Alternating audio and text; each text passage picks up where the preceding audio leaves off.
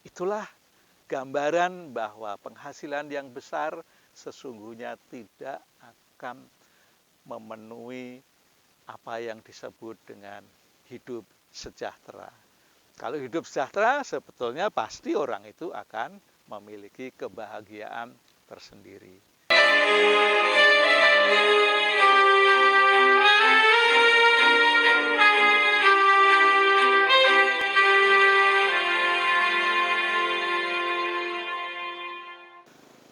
Di dunia kerja, dimanapun, apakah itu di Indonesia, apakah itu di dunia lain, di negara-negara lain, baik itu institusi pemerintah ataupun institusi non-pemerintah, itu selalu ada pengelompokan pekerjaan.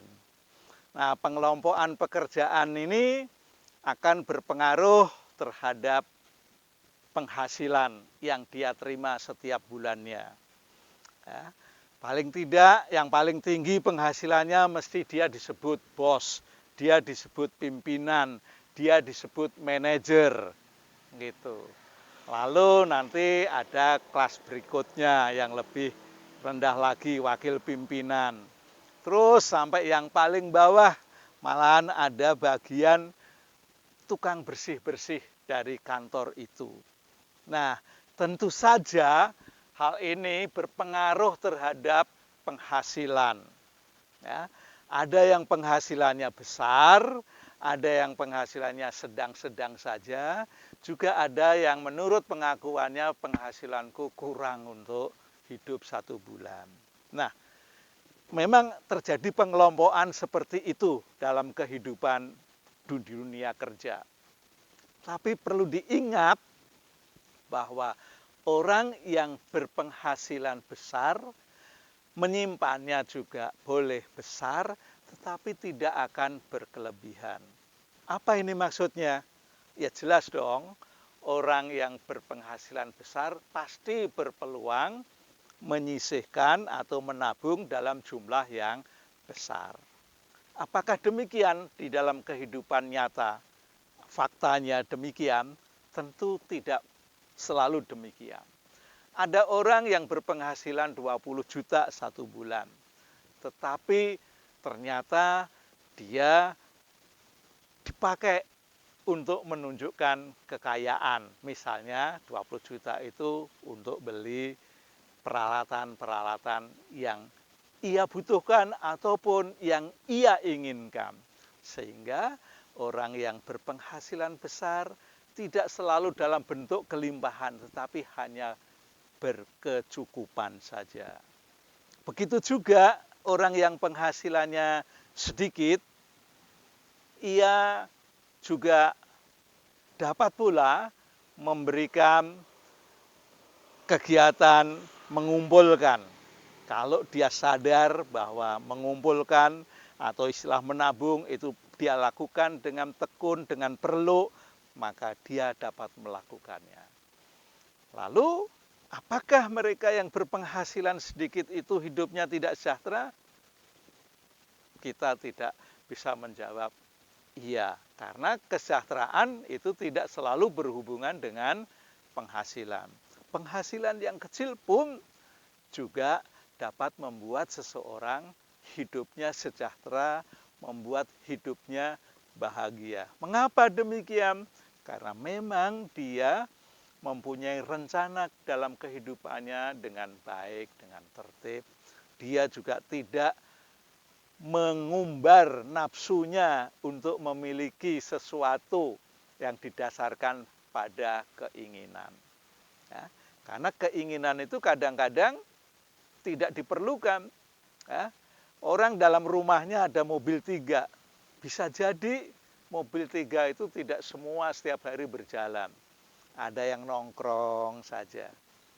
Nah, kalau begitu kadang-kadang saya memberi predikat, wah, motornya, mobilnya hanya jaga rumah aja ya, kayak satpam. Karena kendaraan itu tidak pernah digunakan secara optimal.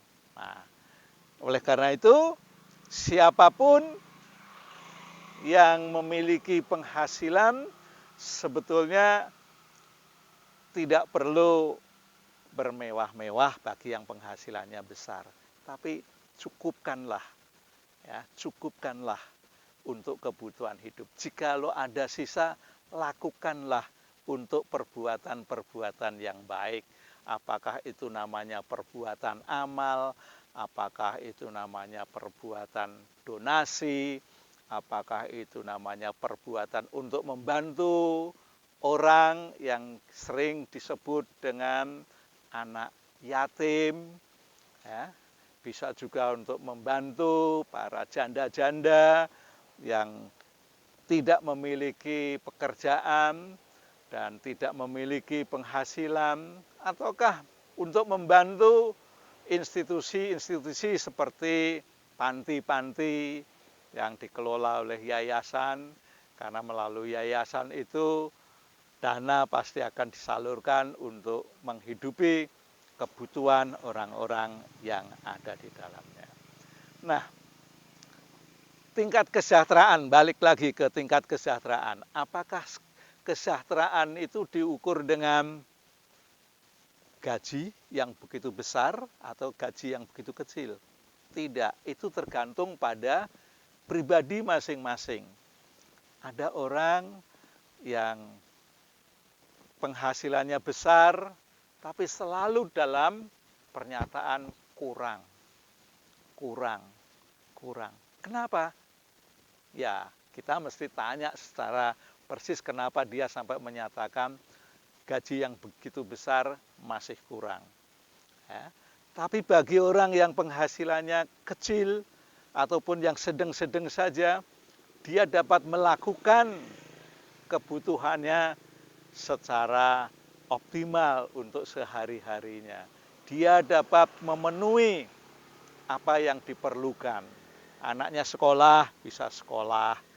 Anaknya kepingin buku, orang tuanya bisa membelikan buku.